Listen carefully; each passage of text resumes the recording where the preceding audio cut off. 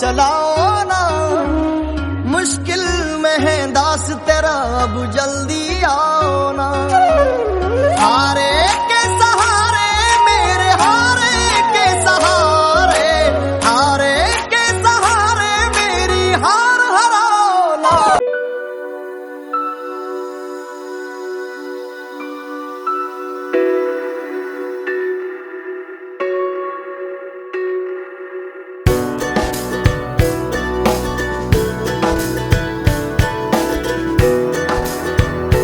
शाम लोग इस समय हम आ चुके हैं खाटू नगरी तोरण द्वार पे, जो कि है श्याम बाबा की नगरी।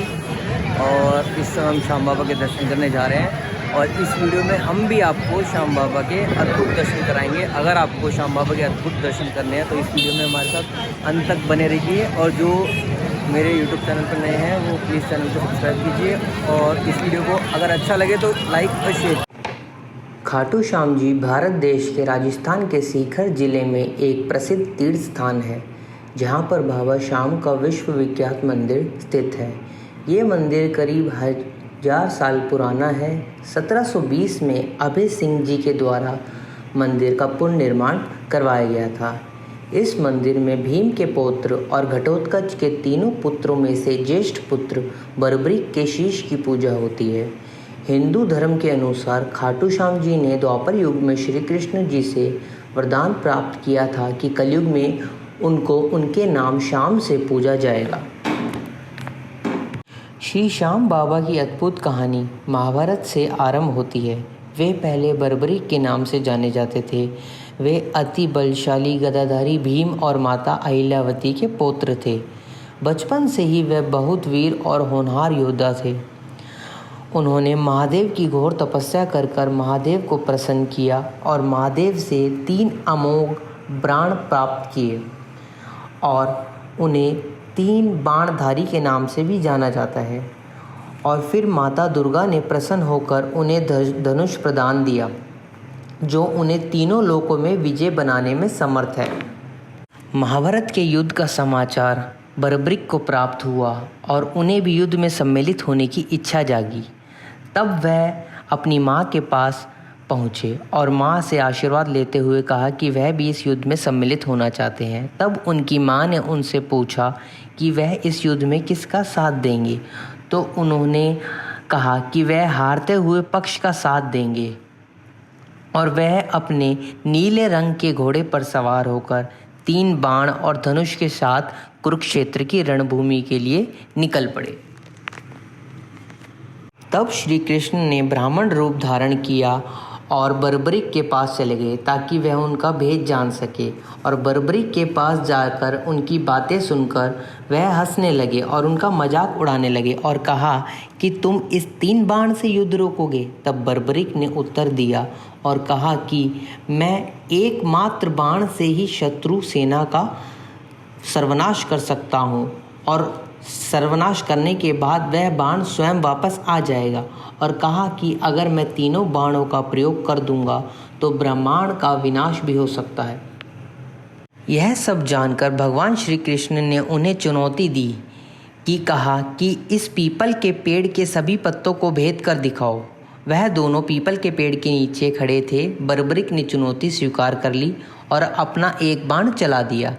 बाण ने कुछ ही समय में सभी पत्तों को भेद दिया और फिर वह श्री कृष्ण के पैर के इर्द गिर्द घूमने लगा। तब बर्बरीक ने कहा श्री कृष्ण से कि आप अपना पैर हटा लो, वरना यह अपने आपके पैर को भी भेद देगा। तत्पश्चात श्री कृष्ण ने बर्बरीक से पूछा कि मैं युद्ध में किसकी तरफ से सम्मिलित होऊंगा। मतलब उन्होंने बर्बरीक से पूछा कि वह युद्ध में किसकी तरफ से सम्मिलित होंगे। तब बर्बरीक ने कहा कि जो युद्ध में हार रहा होगा और जो निर्बल होगा मैं उसी का साथ दूंगा। श्री कृष्ण घबरा गए और सोचा कि अगर ये कौरवों की तरफ से लड़ा तो परिणाम पांडवों के खिलाफ ही जाएगा। यह सब सोचकर श्री कृष्ण ने बर्बरीक से एक दान मांगा और बर्बरीक ने उनके दान को पूरा करने का वचन दिया। उन्होंने दान में बर्बरीक से उनका शीश मांग लिया। वीर बर्बरिक ने बिना कुछ सोचे समझे अपना शीश का दान देने का निर्णय ले लिया, क्योंकि उसने वचन दिया था। बट वह सोचने लगा कि एक शीश का दान तो कोई साधारण ब्राह्मण नहीं मांग सकता। तब उन्होंने उस ब्राह्मण से अपने वास्तविक रूप में आने के लिए कहा। तब श्री कृष्ण ने उनको अपना वास्तविक रूप दिखाया और समझाया कि यह सब उन्होंने क्यों किया। तब बर्बरिक ने उनसे कहा कि वह भी इस युद्ध को देखना चाहते हैं। श्री कृष्ण ने उनकी यह प्रार्थना स्वीकार कर ली और फिर उनके शीश को युद्ध भूमि के समीप एक पहाड़ी पर सुशोभित कर दिया, जहां से बर्बरिक ने संपूर्ण युद्ध देखा। महाभारत युद्ध की समाप्ति पर पांडवों में आपसी विवाद होने लगा कि विजय का श्रेष्ठ किसको जाता है। तभी श्री कृष्ण ने कहा कि इस पूरे युद्ध को एक ही इंसान ने देखा है, वह है बर्बरिक। फिर वह सब बर्बरिक के पास चले गए। तब बर्बरिक ने उत्तर दिया कि युद्ध में विजय प्राप्त करने में श्री कृष्ण ही सबसे महान पात्र है।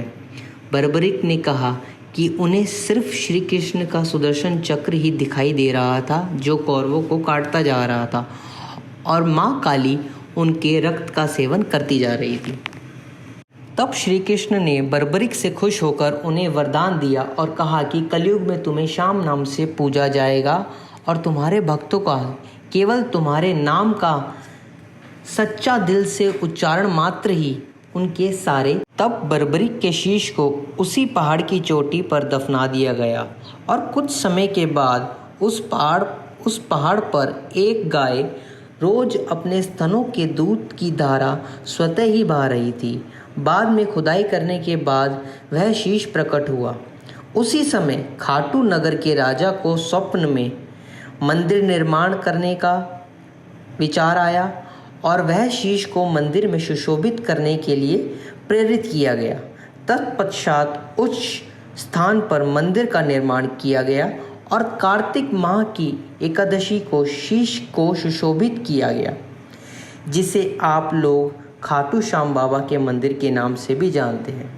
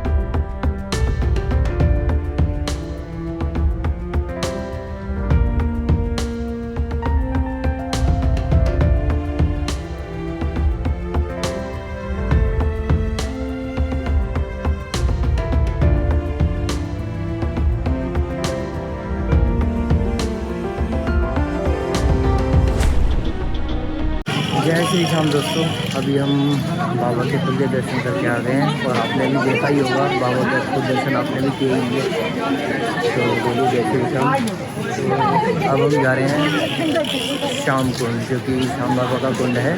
तो आगे बने वीडियो ताकि हम आपको दिखा।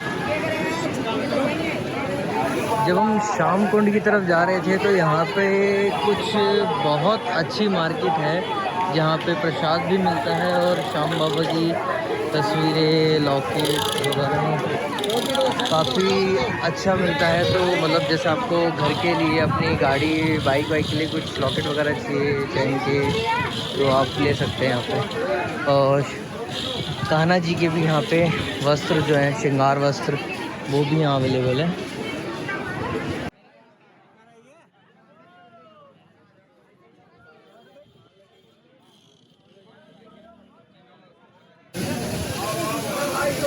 तो अब आप देख सकते हो कि हम शाम कुंड पहुंच चुके हैं और अब आप भी कीजिए बाबा शाम के कुंड के दर्शन। ये देखिए,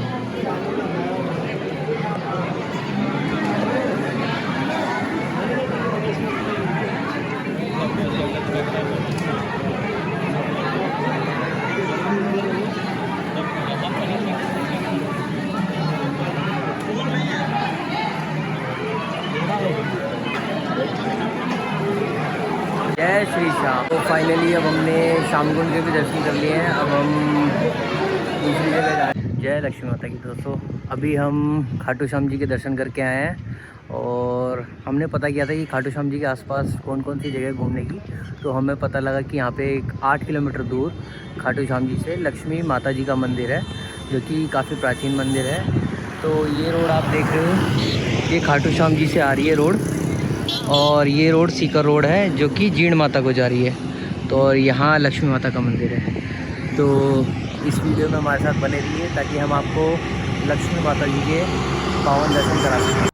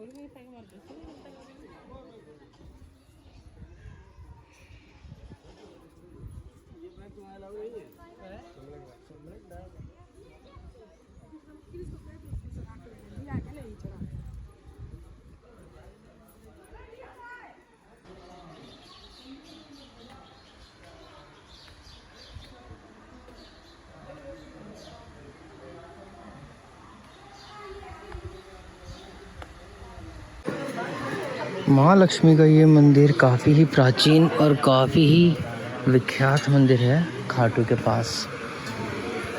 माना जाता है कि यहाँ पे मन्नत मांगने से आपकी सारी मन्नतें पूर्ण होती है।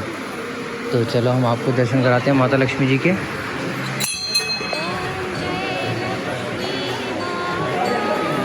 आप देख सकते हो यहाँ पे श्रद्धालुओं ने अपनी जो मन्नत के धागे हैं वो बांधे हैं। मैंने भी बांधा है। तो इस मंदिर की मान्यता ये है कि जो यहाँ पे आके ऐसे धागा बांधता है मन्नत का, उसकी आज तक सारी मनोकामनाएं पूर्ण हुई है। तो आप भी जल्द से जल्द आके माता रानी से जो मांग सकते हो मांगिए, ताकि माता रानी आपको दे सके।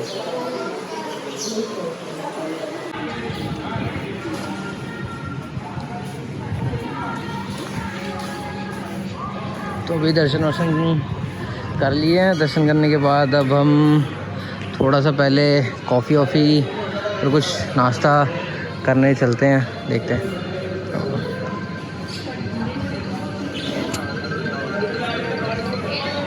तो दोस्तों अभी हमने महालक्ष्मी जी के दर्शन कर लिए हैं और हमने आपको भी कराया इस वीडियो में महालक्ष्मी जी के दर्शन। जल्द से जल्द आइए खाटू, और खाटू के पास उस महालक्ष्मी मंदिर के दर्शन कीजिए और अपनी मन्नत का धागा बांधिए और अपनी मन्नत पूर्ण होते हुए देखिए। और अगर आपको मेरी वीडियो अच्छी लगी हो तो प्लीज़ इस वीडियो को लाइक करें और चैनल पर नए हो तो सब्सक्राइब करें।